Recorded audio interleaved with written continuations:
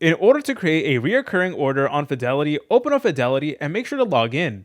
Afterwards, go to the top menu, select over here where it says More, then select over here where it says Account Features. Afterwards, it is going to bring you to a page that looks like this. Scroll down, and what you want to do from here is you want to go ahead and find this section called Payments and Transfers. And the first option is going to be Reoccurring Transfers. And you want to go ahead and select on Manage just like so. Then it is going to bring you to a page that looks like this. From here, you guys are able to press on this Create New Activity button, and you're basically able to set up a reoccurring order. So there's multiple different options. So you can set up an investment if there's a particular asset you want to invest in monthly. So let's say the VOO, you can go ahead and select on that, for example. So press on investment, then select on your account, and then you're able to go ahead and type in the asset. And more importantly, you're able to select on the frequency.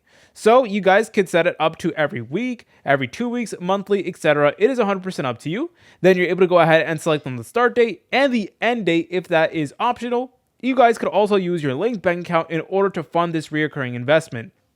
So that is one thing that you can do. Or you guys can go ahead and select on transfer. So you can create reoccurring transfers over to your Fidelity account. Basically, you can move money from like a bank account to your Fidelity account. So where it says from, you can select on your bank, and then where it says to, you can go ahead and select on whatever account you're using on Fidelity. But those are all really great options, and you guys also have the choice to include smart habits as well, which is definitely pretty good. So you can go ahead and learn more about this right over here. So if you guys found this video helpful, make sure to leave a like and subscribe. I'll see you in the next tutorial.